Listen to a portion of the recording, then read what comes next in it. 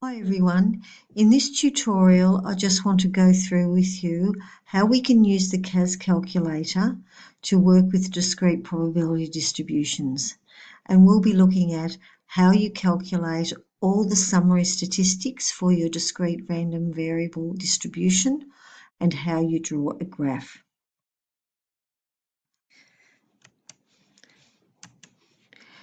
The CAS calculator can be used to quickly calculate the following for a discrete probability distribution.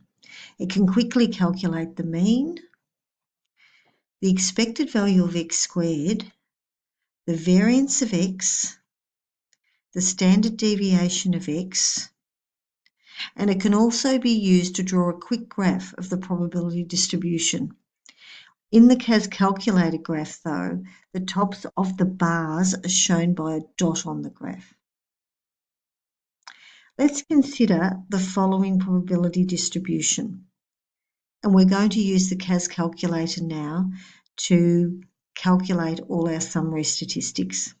So here is our CAS calculator. The first thing we're going to do is to put our data into the calculator. For this, we're going to go to a spreadsheet.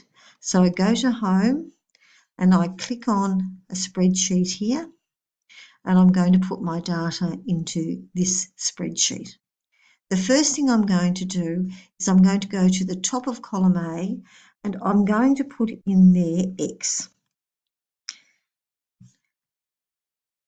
At the top of column 2, I'm going to put in the probability of X, and I usually type in prob X. Down here, I'm going to put in my data. The data was for X 2, 3, 4, 5 and 6.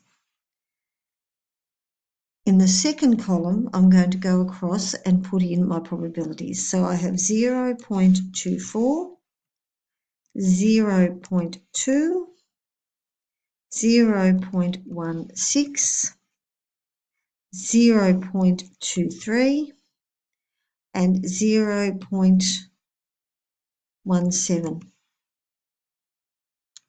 So once I have my probabilities and my X values all in there, I then go to the next column and just put my cursor there. Now to do my statistics, what I'm going to do now is I'm going to go to the menu. Now the first thing I'm going to select is option 4, statistics. Then I'm going to select number 1, stat calculations. Then I'm going to choose option 1, one variable statistics. I will get this screen now asking me for the number of lists. The number of lists is 1, so I'm going to click on OK. And I'll now get this screen. Now I have to tell the calculator what data it has to look at. Now the X1 list here is going to be my X values, and if I click on the arrow, it will show me the two options I put in for the headings for those columns. So I'm just going to click on X here, and then for frequency list, that's going to be my probability of X. So I'm going to click on X here. Down here, it says first result column. All my results are going to be put into this column D here. I click on OK, and my screen now looks like this. So what I've got now, if I just go down, go across, just so that I can see it a bit better, you'll see in column E now, I've got all of my summary statistics that I need. The first one that I've got here is the mean. X dash here, with a little dash at the top, is the symbol for the mean. So my mean is 3.89. Down here, it's got the sum of X. Now, if you look on this value here, it's not actually the sum of X. It's actually the sum of X times the probability, which is just the mean. So this is the mean again. So we know that the mean is 3.89. In this column here, I have the sum of X squared. Now again, this is not the sum of X squared. This value here is the sum of X squared times the probability, which in fact gives us the expected value of x squared. So this value here, 17.19, is the expected value of x squared. Okay, I then go down further. Now this is undefined, skip that. And down here I have sigma x. Now sigma x means the standard deviation of x. So the standard deviation here is 1.43454. Now if I want the variance of x, I can go right down to the bottom, to the very last value. Now this symbol here, SSX, means sigma squared. Now, of course, sigma squared is just the variance. So this value here is the variance of x. So our variance is 2.0579. So the calculator gives us the following.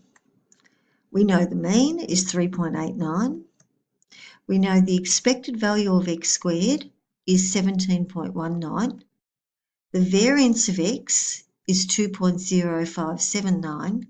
And the standard deviation of x is 1.43454. Lastly, I now want to draw a graph of the distribution. So in order to do this, I go back to Home, and this time I choose the Graphs option, this one here, and I'm going to come up with a screen which looks like this. Now you'll notice on this screen all the data I've put in is already there. 0.23, 0.16, 0.17, 0.24, 0.2. I just want to turn this data now into a graph. So I go down here and I click to add my variable for the x-axis, and on the x-axis I want my x values. So I click on x. And the dots go back in their positions. Now I click to add a variable over here to put my variable on the y-axis, which is the probability of x. So I click on that. My dots move into position, and this is my graph. Now remember, the calculator doesn't do a bar graph in this situation, it does a dot graph. But just remember that each of these dots here will stand for the top of your bar. So just imagine that the bar is going down here, it's a bar graph, and the top of the bar graph is here. So top of the bar graph here, top of the bar graph down here, top of the bar graph up here, and top of the bar graph here. You can visualise and imagine what the bar graph would look like. So the calculator will give us the following bar graph. Just remember that each dot on the graph shows us where the top of the bar should go. Thanks for watching, everyone. I hope this helps you when you are working with discrete probability distributions and using the calculator in an exam conditions to calculate all your summary statistics.